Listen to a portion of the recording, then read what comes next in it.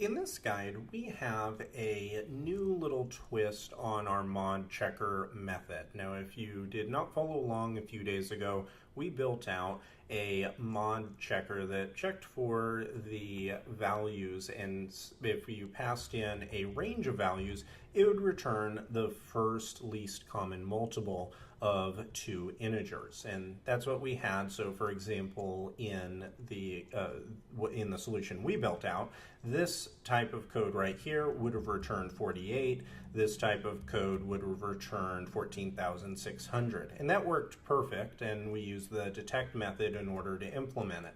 But now I want to do a little bit of a twist. So what I want to do is to pass in the same ranges, but instead of simply returning the first least common multiple, I want to return all of the multiples that can be found inside of that range for the two values. So for example, in the number span of 1 to 200 and passing in 12 and 16, this should return 48, 96, 144, and 192, which are all multiples that fit inside the range of 1 to 200. So how are we going to do this? Well, before we use the detect method, but here what I want to do is actually use a slightly different method. Detect simply returns the value that is discovered or detected. What we want to do, though, is return the full collection. And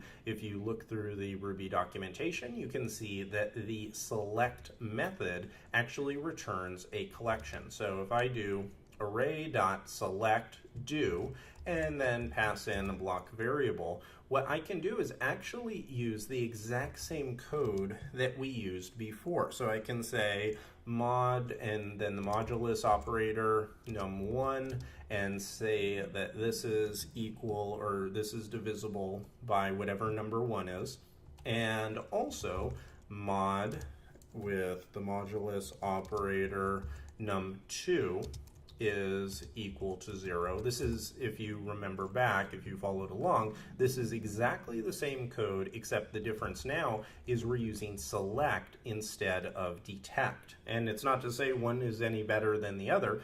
You can use detect to find the first instance of whatever is true inside of the block.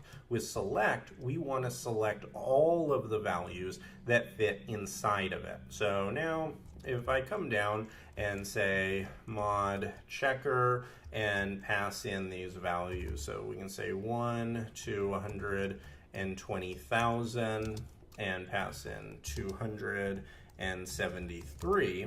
If I run this code right here, it's going to run through, and it takes a little while, but eventually it finds each one of the multiples. So it returns an array of integers, and it finds each one of the integers in that collection of 1 to 120,000 that are two values, our two integers, are both divisible by, so, or multiples of. So this gives us each one of the potential products that you could fit 273 in.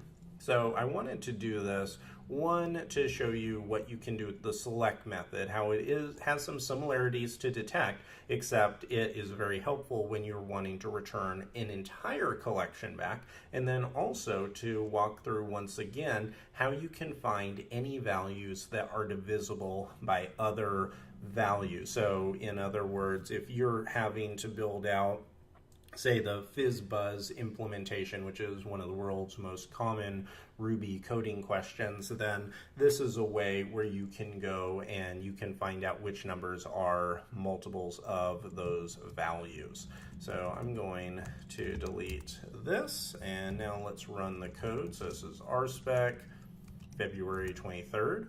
And if we run this, you can see that this is all passing. So this is how you can build a method, how you can leverage the select method, and how you can use it to return a full set of potential products inside of Ruby.